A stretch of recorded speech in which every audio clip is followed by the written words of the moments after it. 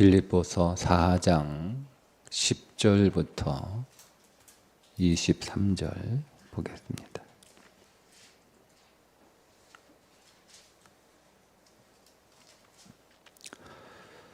내가 주 안에서 크게 기뻐함은 너희가 나를 생각하던 것이 이제 다시 싹이 남이니 너희가 또한 나를 위하여 생각은 하였으나 기회가 없었느니라. 내가 궁핍함으로 말하는 것이 아니니라. 어떠한 형편이든지 나는 자족하기를 배웠노니 나는 비천에 처할 줄도 알고 풍부에 처할 줄도 알아. 모든 일 곧 배부름과 배고픔과 풍부와 궁핍에도 처할 줄 아는 일체의 비결을 배웠노라. 내게 능력 주시는 자 안에서 내가 모든 것을 할 수 있느니라. 그러나 너희가 내 괴로움에 함께 참여하였으니 잘하였도다. 빌립보 사람들아, 너희도 알거니와 복음의 시초에 내가 마게도냐를 떠날 때에 주고받은 내 일에 참여한 교회가 너희 외에 아무도 없었느니라. 데살로니가에 있을 때에도 너희가 한 번뿐 아니라 두 번이나 나의 쓸 것을 보내었도다. 내가 선물을 구함이 아니요 오직 너희에게 유익하도록 풍성한 열매를 구함이라. 내게는 모든 것이 있고 또 풍부한지라. 에바브로 디도 편에 너희가 준 것을 받음으로 내가 풍족하니 이는 받으실 만한 향기로운 제물이요 하나님을 기쁘시게 한 것이라. 나의 하나님이 그리스도 예수 안에서 영광 가운데 그 풍성한 대로 너희 모든 쓸 것을 채우시리라. 하나님 곧 우리 아버지께서 무궁하도록 영광을 돌릴지어다. 아멘. 그리스도 예수 안에 있는 성도에게 각각 문안하라. 나와 함께 있는 형제들이 너희에게 문안하고 모든 성도들이 너희에게 문안하되 특히 가이사의 집 사람들 중 몇이니라. 주 예수 그리스도의 은혜가 너희 심령에 있을지어다. 아멘.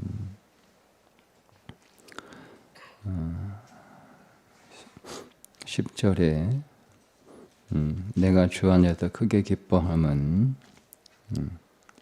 너희가 나를 생각하던 것이 이제 다시 싹이 남이니 너희가 또한 이를 위하여 생각은 하였으나 기회가 없었느니라. 주 안에서 기뻐한다라고 하는 것이 그냥 막연한 생각 속에서 상상으로 기뻐하는 것이 아니라 그 주 안에서 이루어지는 일을 기뻐한다, 이런 뜻이에요.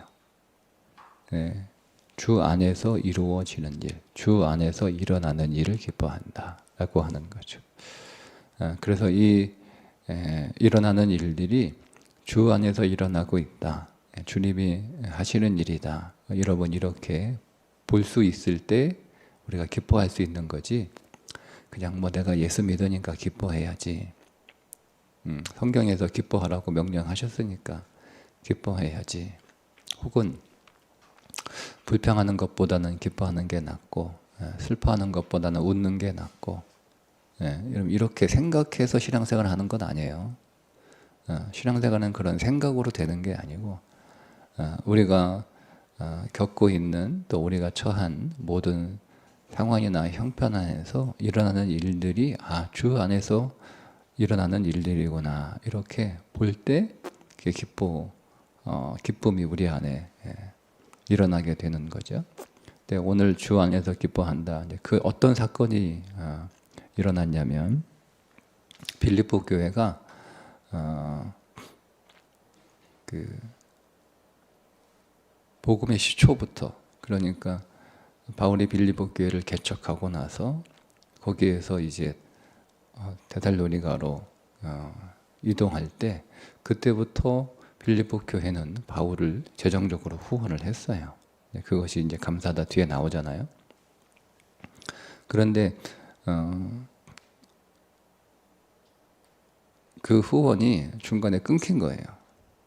그래서 이제 다시 삭시남이다 이렇게 말하잖아요. 그 재정적 후원이 다시 이제 시작이 된 거예요.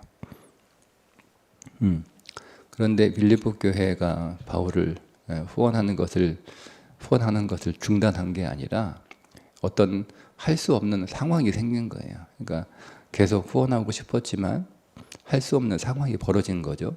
그것이 뭐 여러 가지 요인일 수 있겠죠. 일단은 빌립보 교회와 바울이 있는 곳과 거리가 멀어서 또 할 수 없는 상황이 생겼을 수도 있고, 후원금을 모집했으나 전달할 수 있는 방법이 없어서 뭐 날씨가 안 좋다던가 뭐 어떤 전달할 수 있는 사람이 없다던가 뭐 이런 여러 가지 요인 때문에, 그래서 마음은 있었지만 준비하고 있었지만 전달하지 못하는 거예요. 근데 그것이 이제 다시 시작이 된 거잖아요. 바울이 로마에 가택연금 되었다는 소식이 들려오고, 그래서 에바브로 디도 편에 후원금을 그 바울에게 전달할 수 있는 상황이 되었어요. 그러니까 그렇게 된 것이 너무 기쁘다. 다 이 모든 것이 하나님이 하신 일이구나. 이렇게 표현을 하는 거죠. 근데 혹시 이제 이런 표현이 바울이 후원금을 받지 못하다가 후원금을 받아서 너무 기쁘다 이렇게 또 오해할까봐 내가 그런 의미로 말하는 게 아니다. 11절에 내가 궁핍함으로 말하는 것이 아니다. 바울이 많이 경제적으로 힘들어서 고생하고 있다가 빌립보 교회 재정적 후원을 받으니까 그 부족함이 좀 채워져서 그래서 기뻐한다는 말이 아닌가? 이렇게 또 오해할 수 있으니까 설명을 해줘야, 아니다. 그것 때문에 내가 다시 기뻐하다 이런 뜻이 아니다. 나는 어떤 형편이든지 자족하기를 배웠다. 이렇게 배웠다는 거. 12절에 나는 비천에 처할 줄도 알고 풍부에 처할 줄도 알아. 모든 일 곧 배부름과 배고픔과 풍부와 궁핍에도 처할 줄 아는 일체의 비결을 배웠노라. 이게 수동태예요. 비법을, 이게 비결이 비법이라는 뜻이거든요. 비법을 전수받았다 이런 뜻이에요. 그러니까 사도 바울이 자기가 터득해서 자기가 훈련해서 자기가 연습해서 그렇게 해서 자기가 그 비결을 자기가 스스로 터득하고 그렇게 궁핍이든 아니면 풍부든 어떤 상황에서든지 자족할 수 있는 그런 사랑 상태가 되었다는 뜻이 아니라 그 비법을 전수받았다는 거예요. 누구로부터? 예수 그리스도부터. 근데 그 비법이 뭐냐? 13절에 내게 능력 주시는 자 안에서. 주님이 주시는 능력이라는 거죠. 그 주님이 주시는 능력으로 내가 비천에 처할 줄도 풍부에 처할 줄도 알게 되었다. 이렇게 말하고 있는 거예요. 그러나 너희가 내 괴로움에 함께 참여하였으니 잘하였도다. 네, 여러분, 우리가 좀 주목해야 될 단어가 괴로움이라고 하는 단어예요. 우리가 앞에 일체의 비결을 배웠다. 내가 배고픔도 풍부도 또 궁핍에도 처할 줄 아는 일체의 비결을 배웠다라고 해서 그가 배고프고 부족하고 가난할 때 그건 이제 모든 단순히 여기서 말하고 있는 풍부와 또 궁핍함은 단순히 물질만을 말하는 건 아니죠.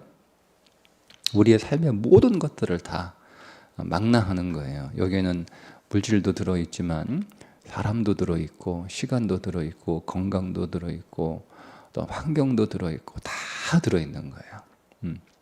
그러니까 마치 여러분 우리가 이 말씀을 읽으면서 야, 바울은 완전히 초능력자다. 배고파도 배고픈 줄 모르고 몸이 아파 다쳐도 아픈 줄 모르고 날씨가 이렇게 추워도 추운 줄 모르고 그런 걸 말하는 게 아니에요. 그러니까 우리가 이 말씀을 잘못 오해하면 나는 이렇게 왜 배가 고프지? 예. 나는 왜 이렇게 몸에 통증이 있어? 너무 이렇게 괴롭지? 나는 왜 이렇게 삶이 이렇게 힘들지? 예, 여러분 이렇게 생각하시면 안 돼요. 바울은 분명히 괴롭다라고 얘기하잖아요. 예? 예, 힘들고 어려운 상황, 고난의 상황에서 바울은 나는 하나도 안 힘들어. 난 하나도 안 아파. 나는 괜찮아. 이렇게 말하는 게 아니라는 거예요. 힘든 상황에서 바울은 힘들다고 얘기하고 있는 거예요. 괴로운 상황에서 바울은 괴롭다고 얘기하는 거예요. 아픈 상황에서 나는 정말 아프다라고 바울은 말하고 있는 거예요. 그러나 그렇게 괴롭고 힘들고 아프고 고통스럽지만 그러나 불행하지 않다는 거예요. 그러니까 여러분 우리는 괴로우면 불행한 거, 아프면 불행한 거, 힘들면 불행한 거, 가난하면 불행한 거, 여러분 이렇게 생각하거든요. 그래서 성경이 오늘 우리에게 믿음이 있으면 배도 안 고프고 아프지도 않고 힘들지도 않고 괴롭지도 않고 고통도 없다? 그게 아니라는 거예요. 여러분 그래서 우리가 그렇게 살 필요 없어요. 힘들면 힘든 거지. 힘들면 힘들다고 말하면 되는 거예요. 힘들어. 괴로워. 아파. 고통스러워. 말하는 거예요. 근데 우리가 너무 왜곡된 반응. 아프면 아픈 표시를 내지 않는 거. 괴로우면 괴로운 표시 내지 않는 것. 울면 안 되는 거. 눈물이 나는데 왜 안 울어요? 괴로워서 눈물이 나면 울어야지. 아프면 아프다고 얘기해야지. 왜 아픈데 왜 안 아프다고 얘기해요? 통증이 그렇게 극심한데 괜찮다고 얘기해요? 아니에요, 여러분. 오늘 우리의 삶에서 느껴지는 다양한 어떤 인생의 통증들, 우리가 그거 통증 느껴요. 그리고 그 통증 때문에 괴로운 거 맞아요. 근데 안 괴롭다, 통증이 없다, 여러분 이렇게 말할 필요 없습니다. 다만 우리는 그것 때문에 불행하지 않을 뿐이에요. 그러니까 바울은 일체의 비결을 배웠다라고 할 때 나는 배고픔도 모르고 나는 통증도 모르고 나는 힘든 것도 모르고 그런 의미가 아니라 나는 어떤 상황에 처해 있든 나는 그것 때문에 내 인생이 행복하고 그것 때문에 내 인생이 불행하다 그렇게 생각하고 그렇게 느끼는 삶을 살지 않을 수 있는 비결을 배웠다는 거예요. 나의 모든 능력은 어디에 있다는 거예요? 그리스도께 있다는 거죠. 나의 모든 행복은 어디에 있다는 거예요? 그리스도께 있다는 거예요. 그게 능력이라는 거지. 괴롭지 않다. 통증이 없다. 통증을 모르겠다. 힘들지 않다. 여러분 그것을 믿음이라고 생각하시면 안 돼요. 우리가 통증을 느끼지 않을 수 있잖아요. 그죠? 통증을 느끼지 않으면서도 우리는 불행하다고 생각할 수 있습니다. 통증을 느끼지 않을 수 있잖아요. 여러분 이 통증을 잘 못 느끼는 사람이 있고요. 또 통증을 아주 잘 참는 사람이 있어요. 똑같은 통증의 객관적인 통증의 정도는 굉장히 강한데 그렇잖아요. 우리 병원 가서 의사가 진단해보고 굉장히 아팠을 텐데 안 아팠어요? 안 아팠는데요? 희한하다. 이거 엄청 아팠을 텐데 이렇게 여러분 그런 거 우리 경험해 봤잖아요. 그러니까 사람마다 몸에서 일어나는 통증은 객관적인 통증이지만 그 통증을 느끼는 그 느낌은 다 달라요. 다 달라요. 그러니까 여러분 내가 통증을 못 느끼는 사람이 있을 수 있단 말이에요. 가난하지만 덜 배고픈 사람이 있고 아프지만 덜 아픈 사람이 있고 힘들지만 덜 힘든 사람이 있고 고통이 있지만 덜 고통을 느끼는 사람이 있단 말이에요. 근데 그렇게 남들보다 덜 느끼는 사람이 그럼 남들보다 더 행복하냐? 그건 아니잖아요. 이건 별개의 것이다 라고 하는 것. 그것들 우리가 좀 구분해서 여러분 바라볼 필요가 있다는 거예요. 바울도 사역하면서 당하는 여러 가지 힘들고 어려운 일들이 많았잖아요. 파선당하기도 하고 바다에 빠지기도 하고 강도를 만나기도 하고 돌에 맞기도 하고 병에 걸리기도 하고 가난해서 배고프기도 하고 춥기도 하고 덥기도 하고 뭐 이런 여러 가지. 그때 바울 괴로웠어요. 힘들었어요. 고통스러웠어요. 그러나 그렇다고 해서 바울은 나는 왜 이렇게 불행한가? 이렇게 여기지 않았다는 거죠. 그래도 나는 그리스도 안에서 행복하다, 기쁘다, 이렇게 그렇게 고백할 수 있었다라는 것을 말하고 있다라는 것 우리가 좀 다시 볼 필요가 있습니다. 자, 15절에 빌립보 사람들아 너희도 알거니와 복음의 시초에 내가 마게도냐를 떠날 때에 주고 받은 내 일에 참여한 교회가 너희 외에 아무도 없었느니라. 이 빌립보 교회 개척하고 거기 사역하다가 이 빌립보 교회를 떠날 때 바울에게 뭔가를 즉 재정적 후원을 해준 교회가 빌립보 교회밖에 없었다는 뜻이에요. 그런데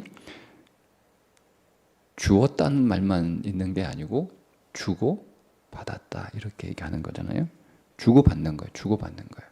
그러니까 빌립보 교회가 바울에게 무엇인가를 주고 바울은 그것을 받았고 바울도 빌립보 교회에 뭔가를 줬다는 거예요. 이게 주고 받는다라는 이 단어가 여러분은 회계장부 쓰시죠? 수입 지출이라는 뜻이에요. 내가 수입이 생겼어요. 빌립보 교회로부터 제가 수입이 생겼어요. 그리고 그 빌립보 교회에서 어떤 지출을 했다는 거예요. 이게 회계장부 용어예요. 그럼 바울은 뭘 받았어요? 돈을 받았죠. 바울은 뭘 줬어요? 빌립보 교회를 영적으로 축복했어요. 여러분 이게 굉장히 중요한 신앙의 한 면입니다. 한 면입니다.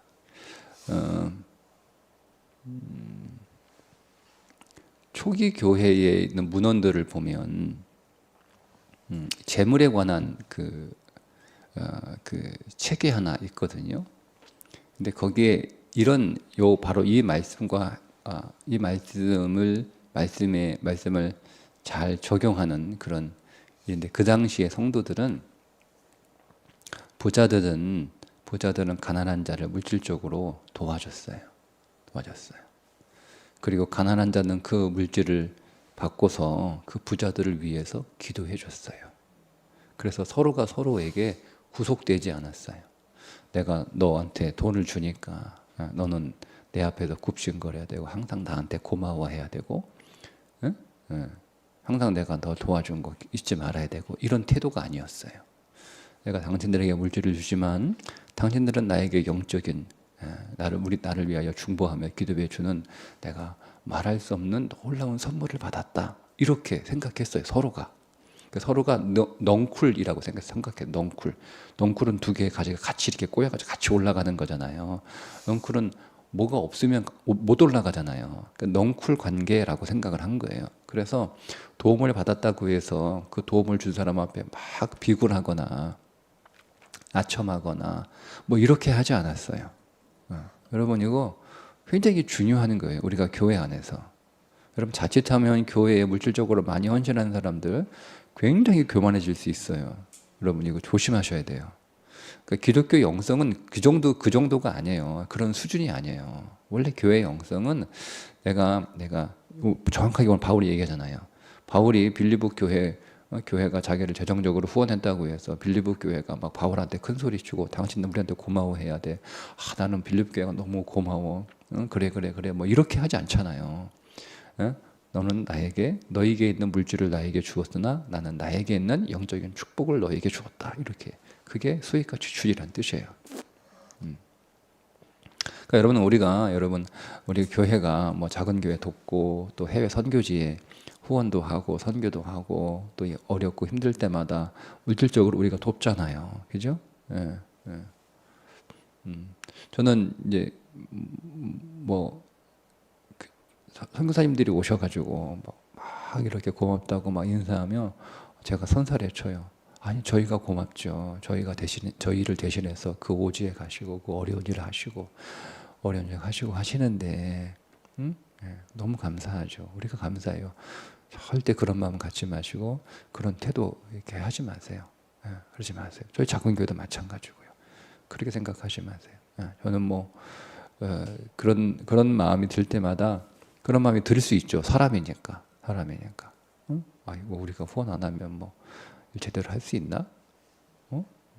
왜 우리 그렇게 우습게 보는 거야? 이런 마음이 인간적으로 들어요. 그러나 그거는 그거고 우리가 해야 할 도리는 우리가 해야 할 도리인 거예요. 내가 기분 나쁘게 내가 해야 할 일 하지 않는 거죠. 하지 않는 거 그거 안 되는 거예요. 내가 기분 나빠도 감정이 좀 상해도 그럴 수 있다는 사람 관계 안에서 그럴 수 있단 말이에요. 섭섭한 일이 왜 없겠어요. 그러나 이거는 그거와 상관없이 우리에게 주어진 우리의 사명이고 하나님이 우리에게 복주라고 나누어 주라고 주신 거니까 이건 내가 내 마음대로 내 감정에 따라 처리할 수 있는 문제가 아니라는 거예요. 그래서 해야 되는 거예요. 기분이 나빠도 감정이 상해도 해야 되는 거예요. 이걸 잘 유지하셔야 돼요.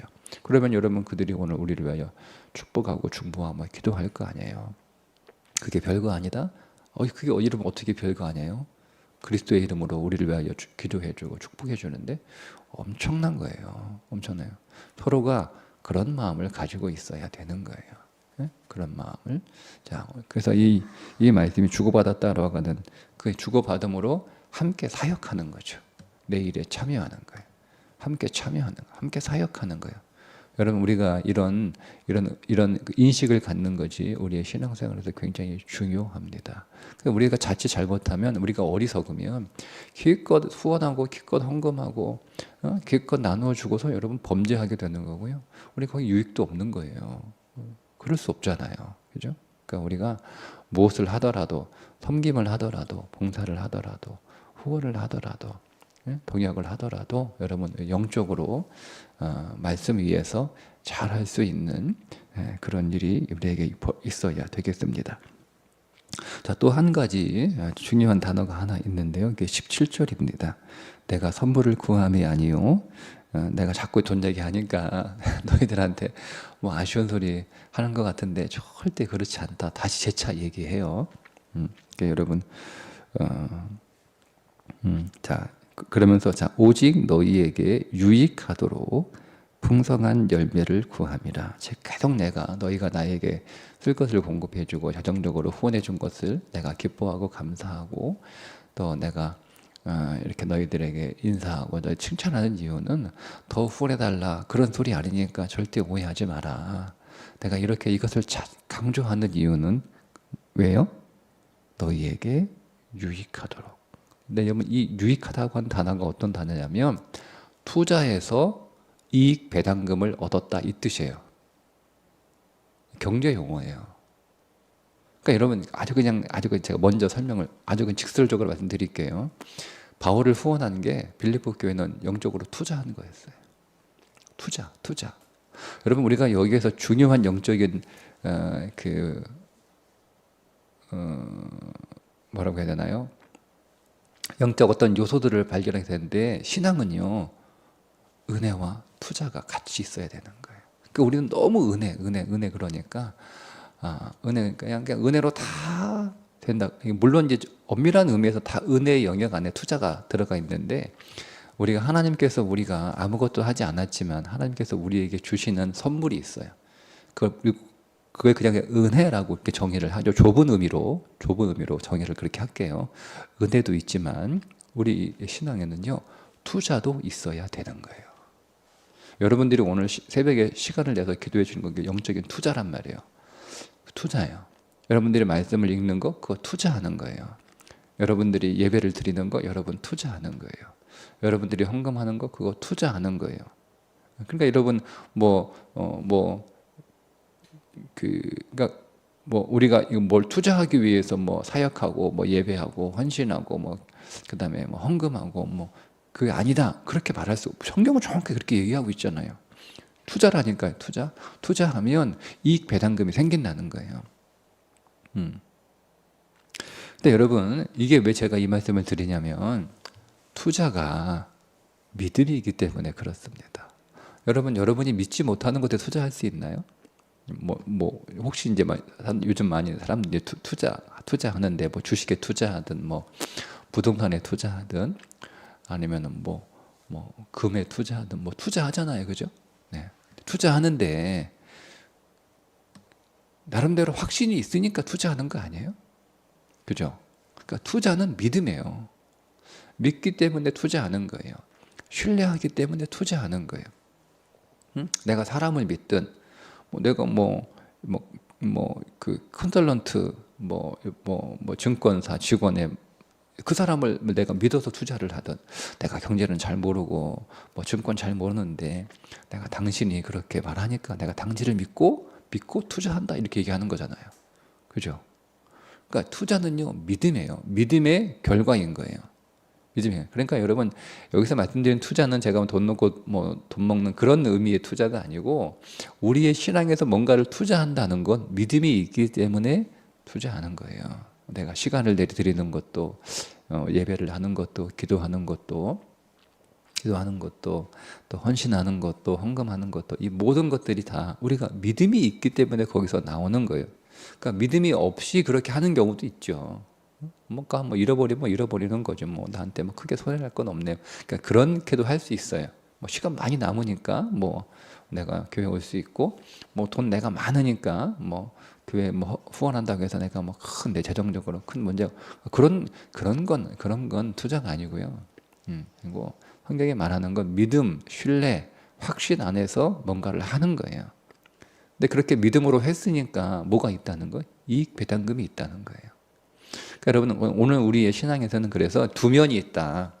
물론 하나님이 오늘 우리가 믿음으로 투자했을 때 하나님이 꼭 투자한 만큼 2배, 3배만 주는 게 아니라 더 은혜로 부어주시죠. 그러다 큰 범위 안에서는 다 은혜이지만 좁은 영역 안에서 우리에게는 하나님이 내가 아무것도 하지 않았지만 하나님은 나에게 은혜로 베풀어 주시는 선물의 영역이 있는 것, 삶은 선물의 영역이 있는 것이고, 또 내가 믿음으로 투자한 거예요. 하나님 앞에 시간도 투자하고 또 내 재능도 투자하고 또 물질도 투자한 거예요.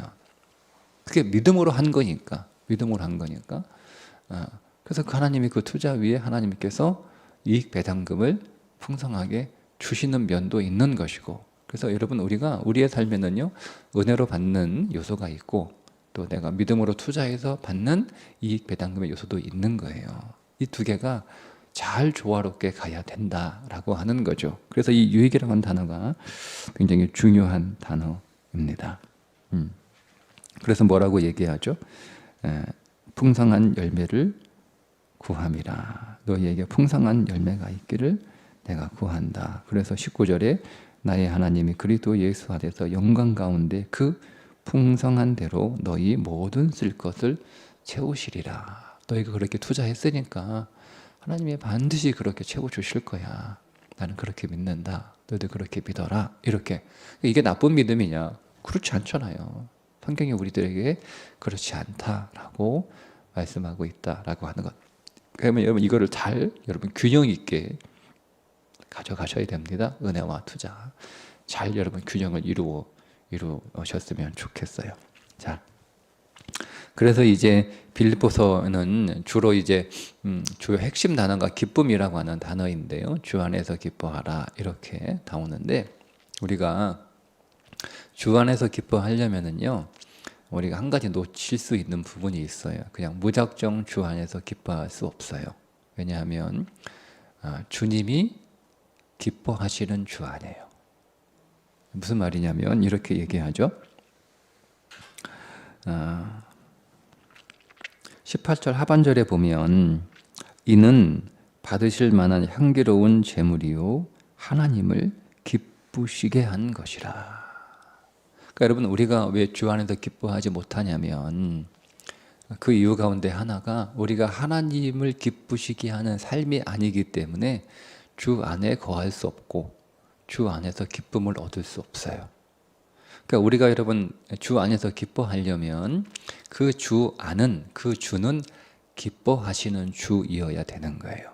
여러분, 내가 하나님 앞에 내가 주님을 슬프게 해드리고 실망시켜드리고 주님을 속상하게 하고 여러분 그렇게 만들었는데 여러분 내가 그 안에서 내가 기뻐할 수 있나요? 없죠. 여러분 생각해 보세요. 내가 우리 집에 들어가면 자, 이렇게 고쳐 읽으면 집 안에서 기뻐해라 이렇게. 그럼 난 집에 들어가면 내가 너무 힘들고 어려울 때 집에 들어가면 기쁨이 있어요? 내가 학교에서 일터에서 세상에서 너무 힘들고 어려워 그 기쁨이 없고 근데 이제 내가 집에 가면 기뻐하는 거예요. 기쁨이 있어요. 편안함이 있고 좋아요. 그러니까 세상에서 일터에서 힘들고 어렵고 거기에서 또 슬픔도 만나고 고통도 경험하지만 우리가 기뻐할 수 있는 곳은 있으니 그곳은 바로 우리 집이다. 그래서 집에 가서 집 안에서 기뻐해라. 이러면 이렇게 했다고 해요. 그럼 내가 집 안에 들어가면 기쁨을 얻어야 되는 거잖아요. 그죠? 근데 내가 집 안에 들어가서 우리의 집에 기쁨을 제공한 게 아니고 근심을 제공했단 말이에요.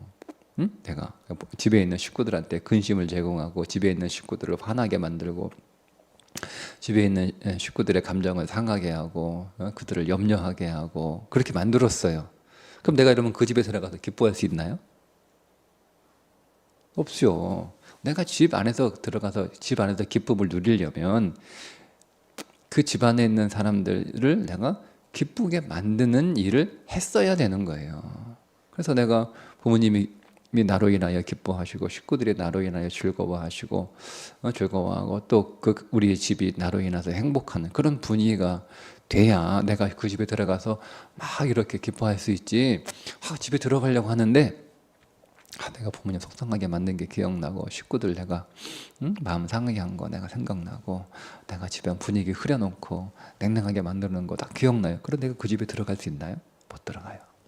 들어가도 거기서 기쁨을 누리지 못해요. 그러니까 여러분 이 주 안에서라고 하는 이 말씀을 너무 그냥 개념적으로 생각하지 마시고 막연하게 생각하니까 우리가 주 안에서 기뻐하지 뭐 기뻐해야지 기뻐하면 돼 이렇게밖에 안 되는 거예요. 근데 우리가 하나님이 기쁘시게 하나님을 기쁘시게 하는 것이라 빌립보 교회가 하나님을 기쁘시게 했어요. 너희가 하나님을 기쁘시게 했으니까 너희는 주 안에서 기뻐하라는 거예요. 기뻐하는 거예요. 네. 그러니까 여러분 오늘 우리가 우리의 삶에 하나님을 기쁘시게 하는 일들이 있어야 되는 거죠.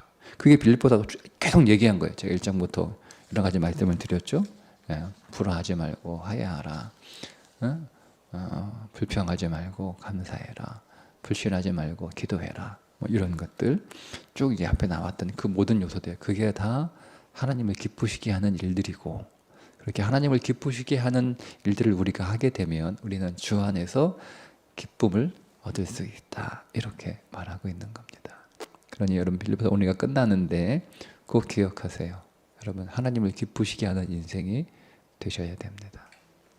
그러면 여러분들은 주 안에서 항상 기뻐하실 수 있습니다. 오늘도 하나님의 기쁨이 되는 삶. 어떻게? 빌립보도 다시 한번 쭉 읽어보시면서 이것이 하나님께 기쁨을 드리는 삶이구나. 그죠? 어저께 말씀드린 평강의 외적인 요소 8가지. 그게 기쁨이 되는 삶이잖아요.